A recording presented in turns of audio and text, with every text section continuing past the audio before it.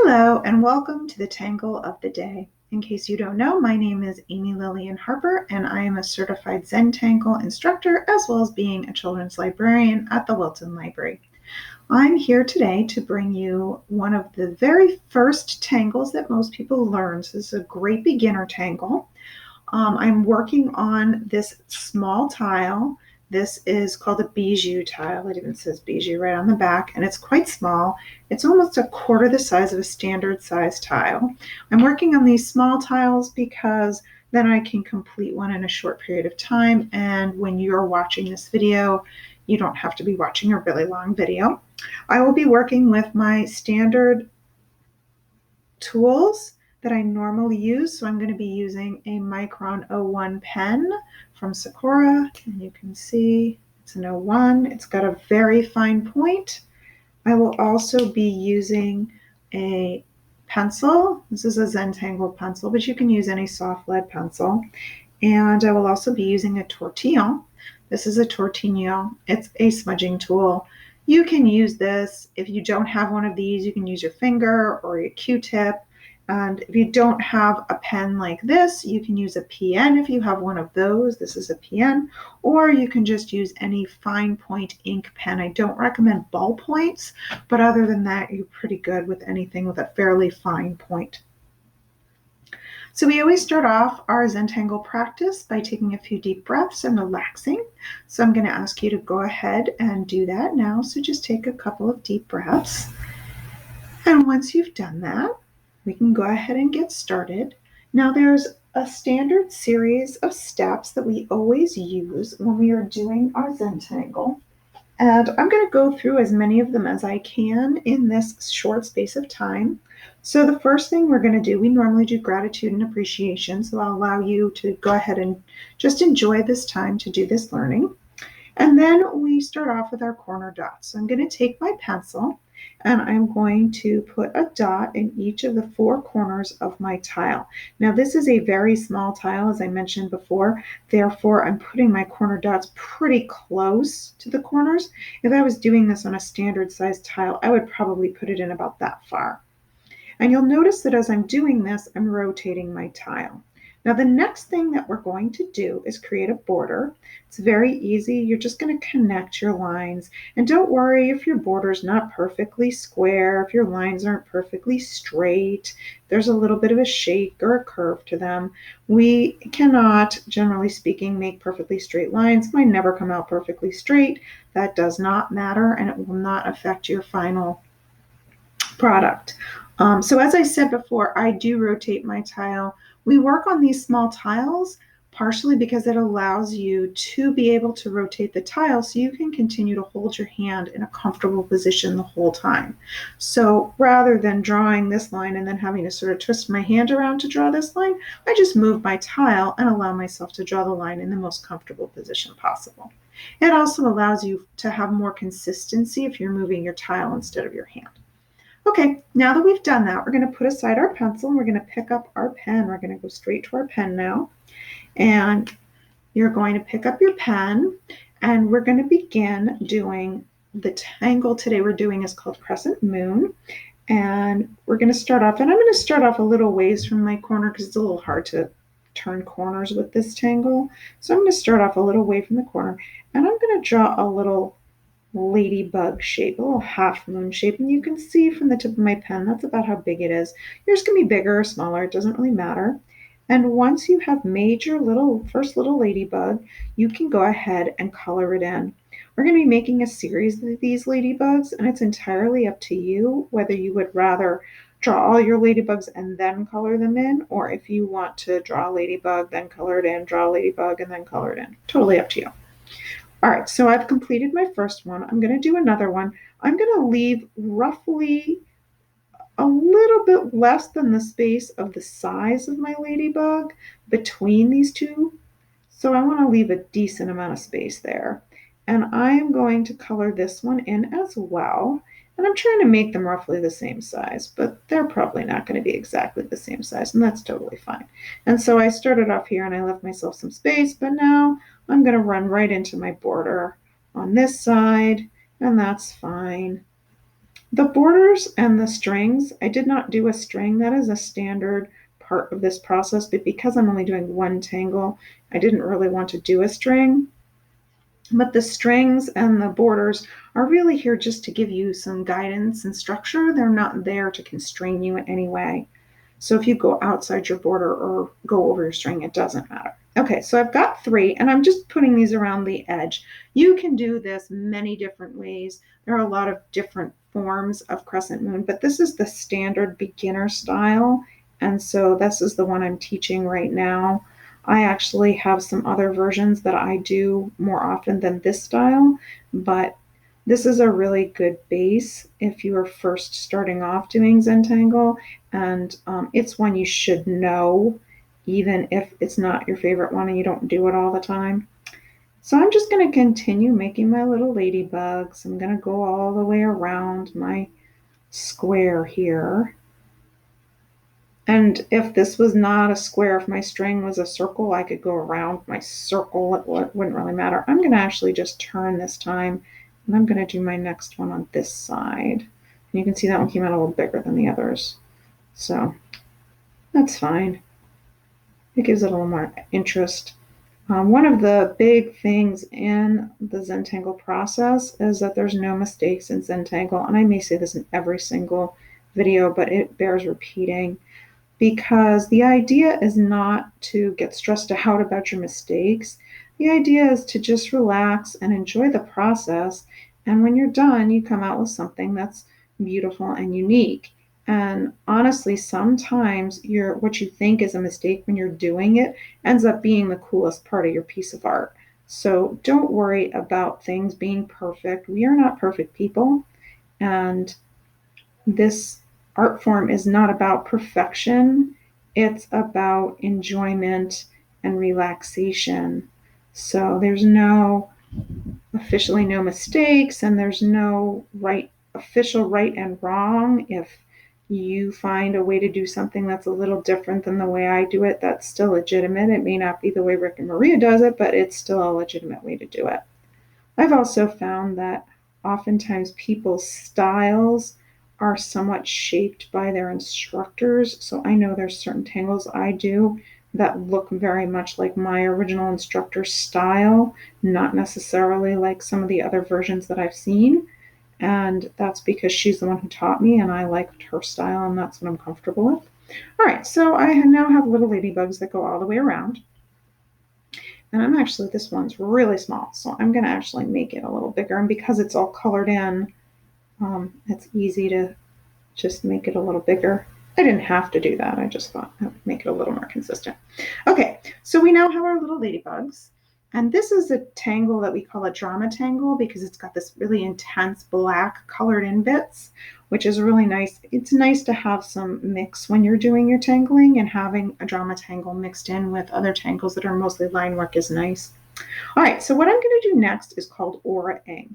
And the key to this is you want to try to be as consistent as possible, and you want to be able to see your pen. So I could Ora this way, but my pen is going to go over top of, as I'm drawing, it's going to go right over top of what I'm trying to Ora, and that makes it hard to see. So I'm actually going to flip my tile around, and I'm going to Ora this way. And you can see what an Ora is. It's just a line that goes consistently, roughly, evenly around your shape, whatever you're Oraing. So I'm just going to Ora all of my little ladybugs, and you see this one went outside my border, and that's fine. And I'm going to do another one, and I'm going to do that with all of them. It does usually take me a little while to do this because it is because you're trying to be consistent, but and Ora Inge is one of the primary things you need to learn how to do Zentangle. So you definitely want to learn how to Ora. And you can Ora anything. My instructor always says, when in doubt, Ora. If you've got something you're not sure what to do next, put an Ora around it. So you can pretty much Ora anything. Some things really need an Ora. Some, it's just a nice thing to add. All right, so I've done that. Now I'm going to do that again. Now what's going to happen as I do more, and I'm just going to keep doing that, But what's going to happen as I do more of them, like see right here, I'm going to start to run into space where I can't complete my aura. So just watch and see what I do. And once you see me do a few of these, you can go ahead and just do them while I'm doing the video. But so what's going to happen here is I don't really have enough space to bring that one all the way down and do another one. So rather than coming all the way down, I'm going to just kind of pick it back up here and come around to there. So you see I sort of made a little V shape rather than completing the aura. But on these ones, I still have room. So I'm going to aura this one, and I'm going to keep auraing these. And I'm trying to keep my lines consistent, but that's not the easiest thing in the world to do. So I'm just going along. And I'm going to keep, and so this one, I do have enough for 2, but I can guarantee you that when we do the next one, I will not be able to. And then I'm going to aura these. And my pen is actually more comfortable this way, which involves actually covering up what I'm doing a little bit. So I'm going to do those that way. Okay, and now I'm going to do it again. So here we go. I'm just going to go again, but now I'm really going to run out of space for most of these. So I'm going to go from actually hitting the bottom on most of them to probably not on most of them.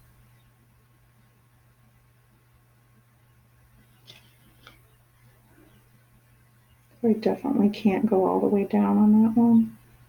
That one I can. That's going to be the last time I can. These two are going to kind of bump now, since this one goes outside of my...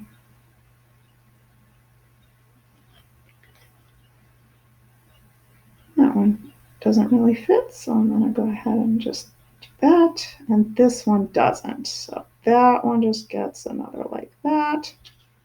And then I'm going to come around there. And look at that. I'm just sort of continuing. Now right in here, I could just leave this, but I'm going to just do that. So you see I did a little mini baby aura there. And I'm just going to keep going. So I'm just going to keep going around now. Kind of lost track of where I started and how many auras I've done, but it doesn't really matter because the point now. So see, I just kept going at some point. So now technically one of these is sort of filling in. You can do it that way. You can do what I just did, which is that since I kept going, it's just sort of one continuous line that folds in on itself, kind of like a spiral. Or I could have completed my whole one and stopped and then started again. It doesn't matter. The idea at this point is simply to keep auraing until you get to the center. And you can see that what had been these sort of curves is turning into points, or even it's just sort of disappearing. So here, this one was sort of still a bit of a curve, but that curve is going to disappear really soon.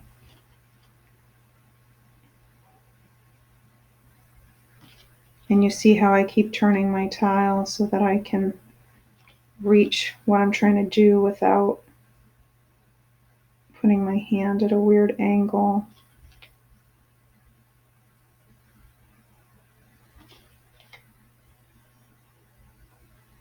And I just keep going and keep going.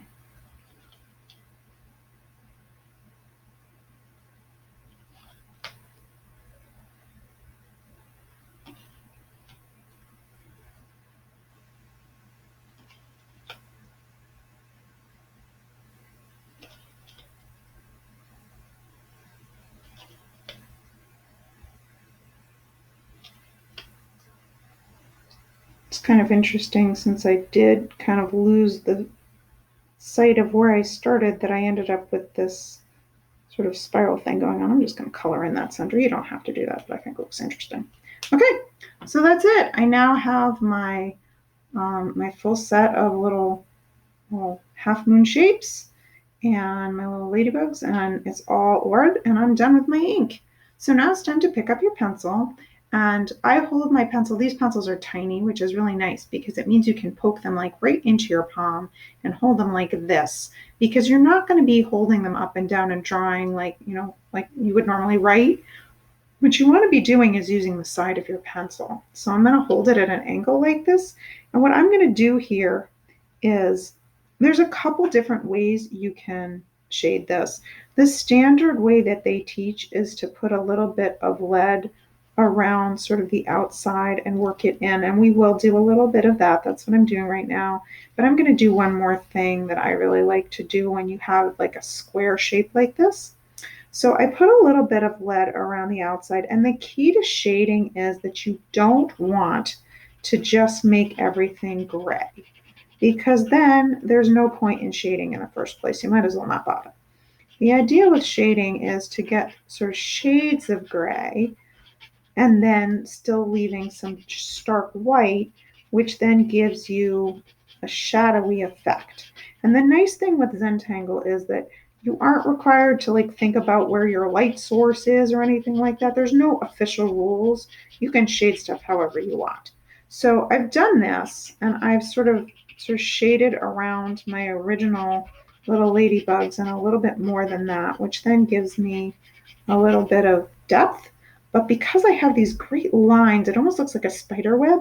I'm actually going to find each one of those sort of lines that have been created, and I'm going to follow them with my pencil, just like that. You see how I'm doing that? I'm just finding where the little points are, and that sort of seem to be pointing down to in between each of them. And I'm just going to shade. I just put a little bit of lead down on each of those rows of little points. And then I'm just going to sort of follow that and shade a little bit out at the bottom. So I'm sort of shading like right along there. And you can see I'm almost doing like a triangle. So it's narrower at the top just because it sort of forms a triangle. So I've got a little bit of shading. So I'm shading down, but then I'm sort of drawing it out a little bit more. And then I'm going to do that on each one of those. And what's going to happen as you do this is you're going to get this really cool 3D effect. The longer you do Zentangle, the more you get used to shading, the more you'll be able to see cool patterns like this that appear. So there we go. And you can see we now have our little ladybugs, and they're all shaded up, and they're all done, and that's Crescent Moon. Now our last couple of steps in Zentangle, after we shade, we take our pen and we find a spot and we put our chalk, which is our signature. So and we normally, you would hold it up and you would look at it from a distance and decide, what way does it go? How do you like it? I actually think mine's fine just like this. So I'm just going to put my chalk, which is just sort of an initial signature. I use my 2 letters, and then you turn it over. And the name of this tangle is Crescent Moon. So I'm going to write that out for you. And then I normally sign and date my tangles as well. So there's my signature, and you can look at where I wrote Crescent Moon, see how that's spelled, which is pretty much the way it sounds. And then I would normally put the date as well. And then you are completely done. So there is your tangle of the day. And just one more thing, I'm not sure how much I mentioned it, but you do use your tortillon sort of at an angle, and it's used to just kind of draw that lead out a little bit. So that was what I did, which I think I didn't explain a whole lot. So there you go. So that's how we do it. There's Crescent Moon. I hope you enjoyed this video, and you'll come back and visit me again soon. Have a wonderful day.